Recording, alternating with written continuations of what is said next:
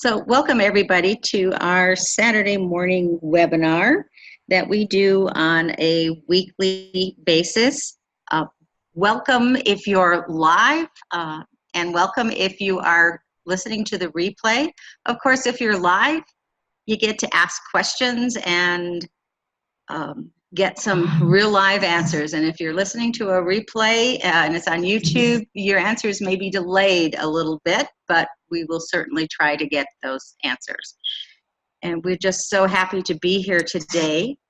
My name is Judy Feldhausen, and I am your co-host today along with Bob Wischmeier. Yeah, good morning, everybody. It's going to be a fun webinar this morning. This was a very long chapter in this book, so but I think we're going to move right through it this morning, Judy. Yeah, that's what I'm hoping. As I was looking at the notes this morning, I'm like, okay, how can we get through this in 30 minutes? But we will do our best.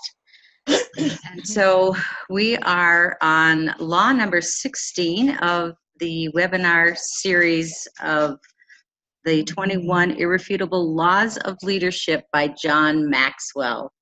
So we've been doing one chapter a month for the past 16 or so months, and getting to the backstretch now of this book, and it has been a life changer for many people who went through it both in our 21-day challenge call and on our leadership webinar series. So the law of the Big Mo is an interesting law, and it so is enmeshed with the other laws that John Maxwell has spoken about. And I'd like to just take a minute here and talk about this picture that is up here. A picture of the characters from Toy Story, and probably everyone that is in the United States and maybe in many other countries have either seen Toy Story, have heard about Toy Story, or have purchased a Toy Story toy for a child, grandchild, or favorite person in their life. And when you look at that whole progress, it really is about momentum and where momentum can take you. And so just real quickly, if you think of the beginning of what is now Pixar, actually, John Lasseter worked for Disney, and he had this idea, this little spark of an idea to maybe use computers for animation. And Disney came back to him and said, that's a great idea, John, as long as it doesn't cost any time, any additional time, and it's not going to cost us any more money. We think that we could incorporate that. Well, of course, that was not a possibility, and John left Disney and went to work for other companies, and eventually developed Pixar's studios. And it was not an easy task. This was in the 70s, and when you think that Toy Story came out in 1995, so that's a long time for momentum to be generated. They went into not just major films first. They did commercials for things like gum. They went into the medical industry. They did everything they did to hone their skill to create that momentum, which burst into the scenes with Toy Story and then A Bug's Life and other animation. And it's the way that animation is done today. But it was not a short journey, and it grew upon itself to create momentum and to go through many different stages in its life to actually now be owned by Disney again. So, interesting circle of life, so to speak. Right, Bob? Yeah, exactly. And Lasseter, brilliant guy, and he teamed up with another guy, Ed Catmull, and they created a little business together. George Lucas actually is the one who originally hired these guys to move forward with this. And, they went on and on for a while. He didn't want to put any more money in it. And along comes Steve Jobs. And Steve Jobs bought them out and created Pixar. And kind of the rest is history from there. But it took years for these men and women, to organize and to try new things and keep moving until finally Jobs comes along, drops another $5 million into he paid $5 million for the company, put $5 more million into it, and then when they started rolling, of course, then Disney bought it again, bought them back, and the rest is history, if you will. Right, and wasn't that for like $21.4 billion that Disney got it back? Yeah, just a huge sum of money. Yeah, when Disney bought it back. Yeah, really cool. Yeah, but that's what that momentum's all about: starting little and then growing and growing and growing. Yeah. Absolutely, and this webinar we're going to go through some of the challenges and procedures on how to continue working momentum. Yeah, exactly. When you first get started with your company or with your business, it seems like even the simplest, littlest tasks can be just it almost sometimes feels like it's impossible. Little problems look like insurmountable obstacles, and sometimes when you're first getting started, morale can be a little bit low.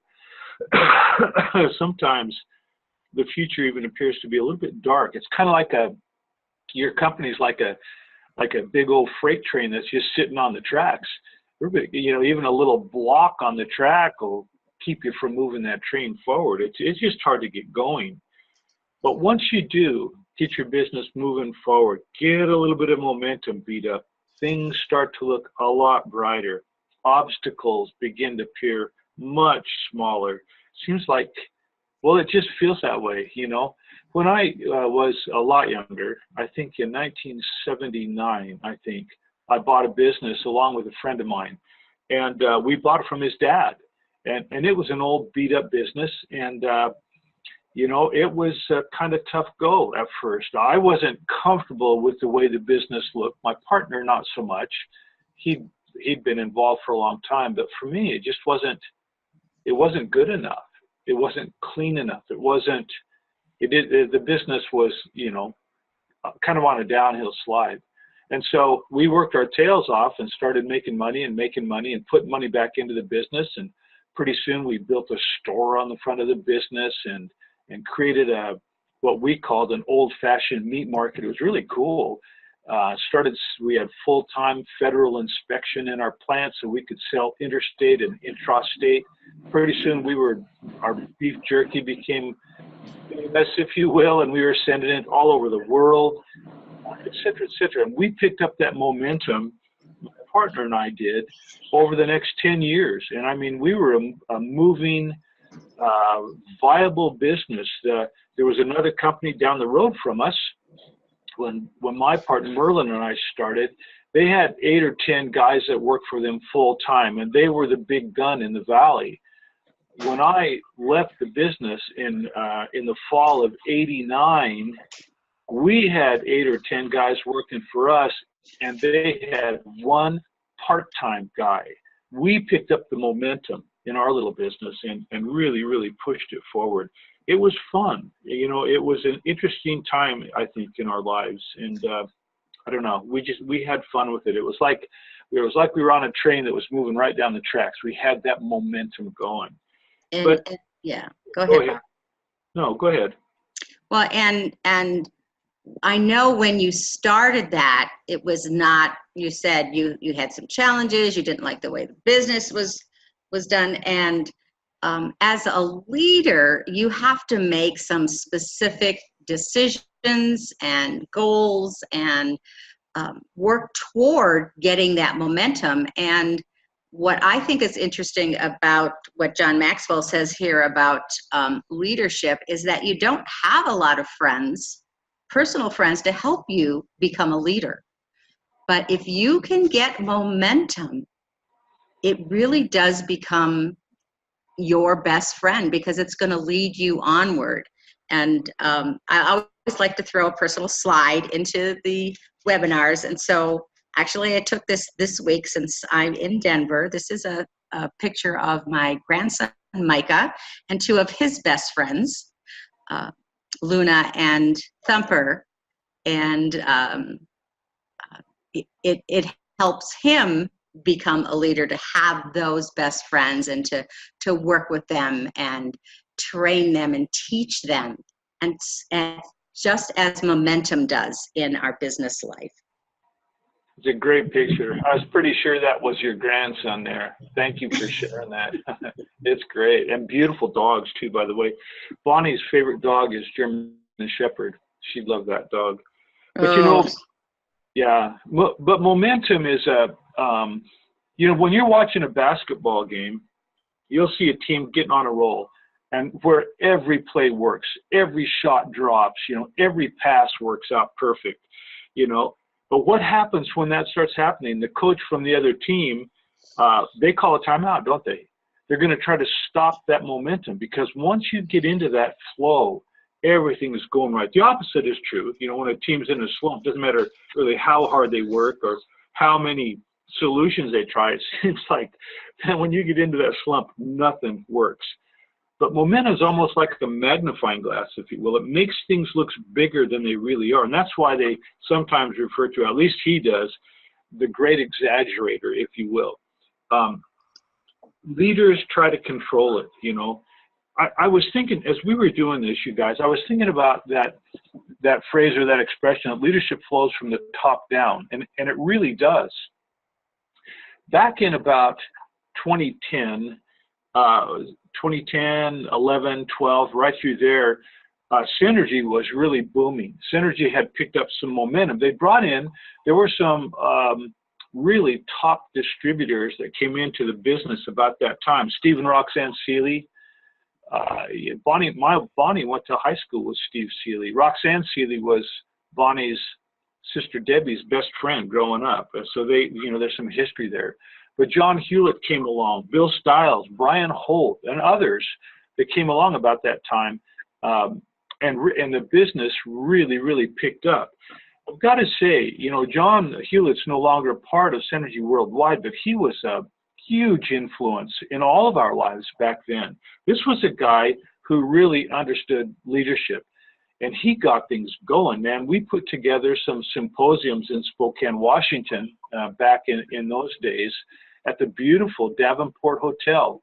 I orchestrated all of that. You know, I organized it all and got it going. We brought in people from, well, Rainer Berger was there. Dr. Joe came. We had people from Norway, all over the world, that came to those symposiums, and they were big events. It was really something. People were really excited about being a part of our organization back then. Dan Hammer came and to those events. Gene LaValle, that's for the first time I met Gene LaValle. No, the second time I met Gene LaValle was at one of those events. But they were wonderful. We got this momentum just flying. But again, leadership flows from the top down. And when a couple of those guys, you know, kind of had some struggles, as John did, but it kind of broke that momentum up. It was like, you know, the coach from the other team called the timeout, and we've had a little bit of a struggle getting that momentum built back up again. But, you know, all of that said, you know, momentum is a little bit easier to steer than it is to start. So, Judy, I'll give the call back to you. Yeah, absolutely. That's a great point. And just like any goal you have, momentum is not a linear process. And it would be great if it was, but it is not. So we create a momentum, and things are great, and things also happen to steer the momentum maybe to a different place than we expected it to be. So when momentum doesn't go the way we expect, it doesn't mean that we quit. It means that we change direction with it. Sometimes we have to step back and start again. Interesting, the year for me has started off a little bit differently than I expected, in that I ended up having 9 screws put in my arm and 18 staples in my body. But I have been building up momentum for a long, long time. And this month has been absolutely wonderful for me. And I felt that I have not had to work anywhere near as hard as I have been for the last years even. But I have been able to bring 3 new people into the business. I have, I don't even know how many new customers, and it's not because of things that I have done this month. It's because of things that I have been doing. And I don't expect it to increase, linearly, but I do expect that momentum to become a powerful change agent for my business, because as we say, we're on a roll, and if we continue to be on a roll, it's it can be downhill from here. Well, Judy, I think you're getting a lot of sympathy orders. I think that's what it's Yeah, well, maybe that's what it is. That one of my customers called my husband, and she got an earful and called me and said, "You probably don't want to take this order, do you?" I'm like, "Yes, I do want to take this order. Thank you." Just because I only have one arm to write with, I only usually write with one arm anyway. So what's the difference? Well, that's great. That's great. Well, momentum really, when you think about it, it really does begin with the leader. That's where it starts. Leadership does flow. You start small. You have to begin somewhere, right? But it takes hard work and preparation, personal motivation.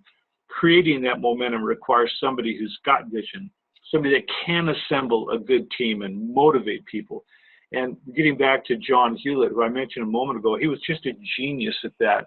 Remember, he approached me years ago before I knew anything about Synergy Worldwide and talked to me about Jim Collins' book, Good to Great, about getting the right people on the bus, and then getting the right people on the bus and getting them in the right seat on the bus, and things of that nature, things that I really hadn't thought about very much before, and introduced me to Synergy Worldwide, introduced me to the products, etc. But he was a genius at doing that. The bottom line, I think, with respect to that, is that leaders can't be waiting for somebody else to motivate you. When you're in a leadership position, you can't be waiting for the organization to develop some kind of movement or momentum going forward. You can't be waiting. You do it. You start it. You get it going. If you're waiting around, I think your organization is probably going to be in pretty big trouble.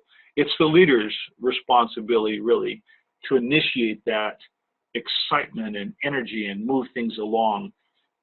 Eric Glenn was one of our really good distributors, really a fun guy. Eric spoke at our events in Spokane for one thing, but at other things, at Dane's house, and Eric ended up selling his position in Synergy Worldwide to Stu Rutter, and Stu's really, really gone forward with it through the years.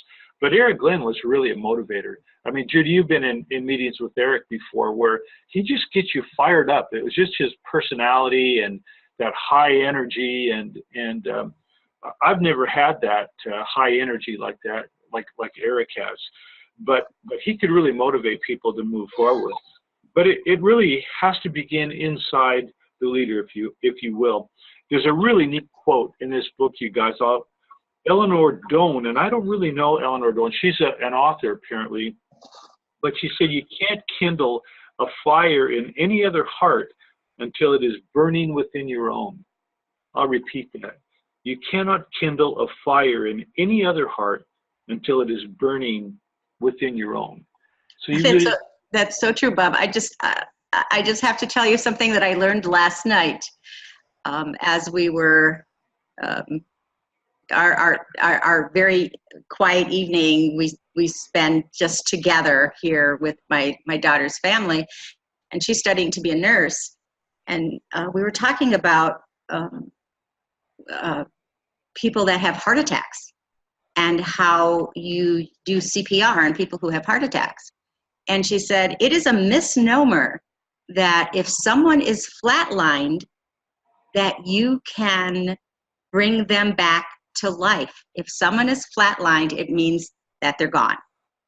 If there is no heart rhythm, you cannot make a heart rhythm from nothing. You have to start with something. And there's actually only 2 different rhythms that you can use to use CPR on. But I thought that was so interesting when it comes to motivation, that there has to be something there to start. And it could be tiny, it could be erratic, it could be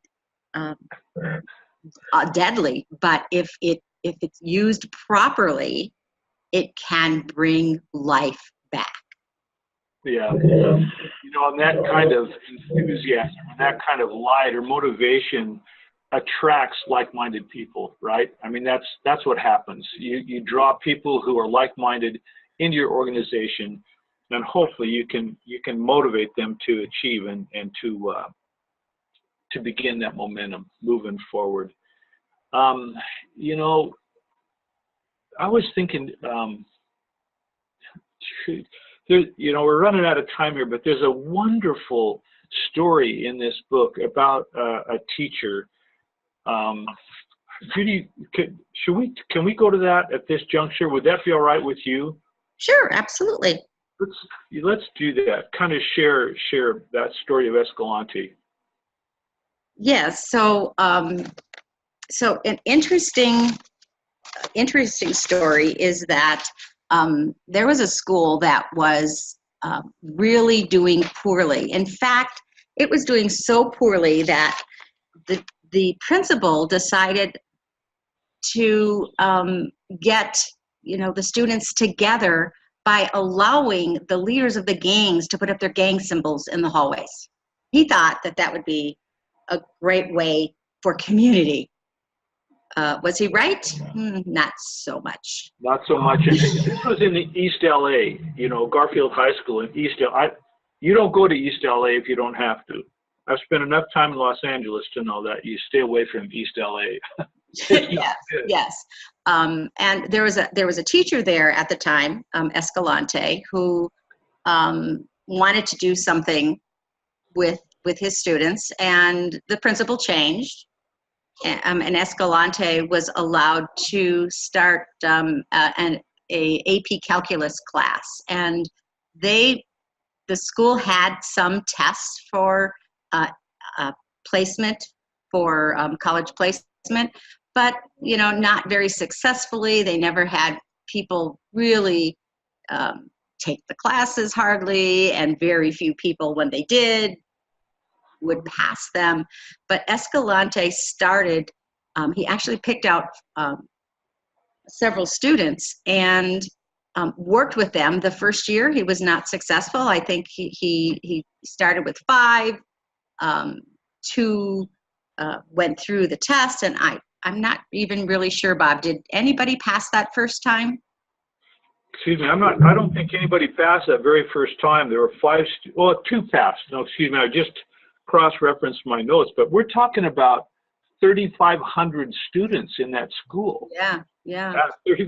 Only 5 students took it, but only 2 of them passed in that. That was in 1978. Yeah, and the next year he found 14 students, and I think he had 5 that passed that year. So he's building up a momentum, not a lot of a momentum, but as it grew and grew and grew, now that school is absolutely amazing in that 27% of the entire school district is students who have passed in that school. Now that's a lot of kids. Over 27% of that school district is passing, and it's not just calculus now. It's all the other. They started adding all the other subjects also into their into their AP placement testing, and they have people waiting to get into the school. Can you imagine from what it was to where it is now? Yeah, they actually have a waiting list now to try to get into the school district. It's interesting because this Jamie Escalante. He took that job teaching school because the job that he wanted he couldn't get into, from downsizing or whatever, and started teaching math. But I mean, that place was, we had a friend in Montana, Joanne Horsley, who taught school there in Watts, and she was a music teacher, a PhD. She carried a 357 Magnum in her purse when she went to school every day. And she did well because she was tough, but this was a difficult thing. So it started out with just bare minimum. Jamie just had that burning in his heart. He wanted to be a good teacher. He wanted to make a difference, and make a difference he did. But it took a long time to get that wave going, to get that momentum started. And to overcome the negativity. Can Exactly. you imagine what he had to go through to overcome the negativity and, the attitudes of other people, like, who do you think you are, thinking that these kids could do that? Yeah, John Maxwell refers to it as moving the immovable. But it can be done. So I think, getting back to Synergy Worldwide and the businesses that we have created, all of us that are on the call today, some of us are looking to do this for full-time employment, full-time residual income, some just part-time, and that's all fine. That is really the beauty of a multi-level marketing or a home-based business, is that you have the right as an independent Synergy distributor to build your business the way you want to. And, business models resonate differently with all of us. And everybody on the call knows that. We see things differently. We're all different people. There's not one person on this call that can do what Dan Hammer does. There's not one person on this call that's got the background or the understanding that Judy Feldhausen has. We're just different from one another. We are. And that is what adds spice and flavor to our businesses. It's a good thing. We just have to discover for ourselves what resonates best with us, whether it's the tools that we're using or, the approach that what marketing arena we want to move into. But the bottom line is, when we get started, if we can get a little bit of momentum going, it starts to move itself, to guide it, to direct it. But it's powerful. Momentum, I'm telling you, is the deal. I don't know what your greatest momentum challenge problem is. I know what mine are. Judy, I think, wants everyone on the webinar this morning to explain in detail what their biggest problem is. Yeah, that was my whole idea. No, but if someone does have any specific questions or challenges or momentum breakers at the moment, we'd be happy to either answer them now, or you can email Bob, myself, Dan. Everyone has Dan's email address. I'm sorry I'm throwing you under the bus, Dan. But we would be happy to help you get through those obstacles that, are breaking your momentum, because the only thing that is going to make you a failure, and I'm sure you've heard this before, maybe once or twice, is if you quit. So, Right. And Judy does marriage counseling as well. So if you want some. Yeah, right. In marriage as well. Yes. Yes, Dan. So I just want to make this comment. When you're talking about Toy Story and Pixar, they had a vision and a system. Now, their vision never changed, but as they continued to go and realize their vision, they had a system, and then as technology improved, that system got even better and better for them to do what they wanted to do, which is to create real-life characters through animation. And if you look at the Pixar movies today through Disney, compared to what they were when they originally started, you can see the significant improvement where, some of these characters are almost lifelike. If you look at, some of the different movies that they've created, when you look at like the scenes, it's like almost looking at real life, because the vision is the same. It's just that, and their system is still the same. It's just that they've used technology to improve their ability to achieve these things. And as I was listening to you talk, last week, people can go onto our YouTube channel and look at our, if you need to understand, you can go to YouTube, type in Our Synergy Family, and if you look at the program that we did last week, which was the 10-10 Club, that's the system. The vision is to be able to help people create cash flow to successfully operate their synergy business and create residual income that leads them to financial independence. That 10-10 Club is the system for them to be able to do that. And I look at Arnold Broad, who started out and he wanted to focus just on customers. He didn't really want to do anything with regards to business builders. And so that's what he's focused on. And now consistently, he's over 4,000 CV of volume every month on his Tracking Center 1, all coming through customers. And as he adds customers to what he's doing, he's finding that more and more of his existing customers are reordering. So he's building off of that momentum that you talked about. His goal is to get to 10,000 CV of volume sometime in 2019. What does that mean to him from a cash flow standpoint? That means $2,500 of elite rebates coming into him consistently every month. $2,500 times 12, make sure my math is right, that's a $30,000 part-time business that he's doing just from customers. Now, if he begins to implement a distributor base and begins to teach people how he created this momentum for customers, that would be huge in terms of the amount of organizational volume that he would have underneath him.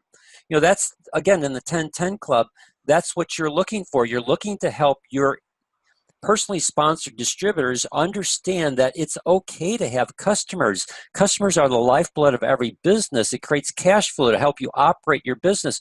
And so you can begin to create momentum through customers that provide you with cash flow that helps other people who are interested in a synergy business understand that, yes, there is a system and a process that you can use to get started. And if you'll just stay in the system and implement what you need to do from a marketing strategy, you can help those that you bring into synergy create the same type of cash flow for their business, which creates organizational volume for you, which then leads you to residual income and basic commissions. And for every person that you personally sponsored, the real power of the synergy dual linear mega match compensation plan is that you get the dollar for dollar match, the basic commissions of every person that you personally sponsored.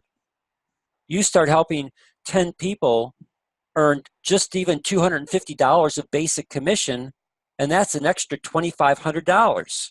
That's an extra $30,000 in residual income. Help them double that, and now you've got a $60,000 residual income business.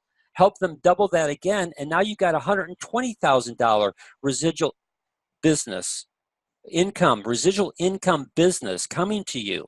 That provides you with financial independence. And as we go into February, we want to help people continue to understand the power of this 10-10 Club so that they can begin to implement. Because what you're talking about today, the Pixar people would never have gotten to be able to sell their business back to Disney for, I don't know, what did you say was the selling price, Bob? I can't remember. It was like over 21.4 billion. So yeah, 21.4 billion, and Disney wasn't willing to put any money into their operation at the beginning, yet now they bought it for $21.4 billion because of the huge momentum. There's not been any Pixar movie that's ever been put into the theater that has not shown significant profit. So every time that they run one of these movies now through Pixar, they're almost guaranteed $500,000 or more. The last Pixar movie almost hit $1 billion when you look at U.S. sales as well as overseas sales. So again, what I'm saying to people is you just have to have your vision, your mission, and get it into a system. And one of the things that we try and provide you with on Saturdays is the ability to use tools and resources to move to be able to create awareness for your mission, to attract people to your mission, to help them understand what your marketing strategy is that benefits them, and they'll want to join you either as a product user or as a team player, a team builder in your program. And then we can equip them with the ability to continue that momentum so that they can grow their synergy business to something that's significant. So true, Dan. Yep, exactly. Thanks, Dan, for sharing that. That really wraps up our webinar this morning. Judy, any other thoughts or any other questions, anybody? So I think, Judy, we must have done an excellent job because no one has any questions. Well, I just have a challenge for everyone before we leave, is to create something this week that is going to build on your momentum. And that could be something as simple as calling customers that you have already in your pipeline, or meeting new people, finding ways to add to your funnel. Do something small this week so that you have something to build momentum on. Because remember, if you're flatlined, CPR doesn't work. So continue to build and build and build, and you too will have that momentum in your business, and you will be successful beyond your wildest dreams. Thanks, Judy. Thanks, you guys. Judy, always a joy to be with you on a Saturday morning. Thinking about you. Get that arm healed up, and we'll catch up with you a little later. Thanks. Bye-bye, everybody. Talk to you guys on Monday morning. We'll be on the call Monday morning, 7:30 Mountain Time. So anyone on the call or anyone on the webinar that wants to join us every Monday morning, 7:30, Dana and I host a call, and we'd sure love to have you all join us. So let us know.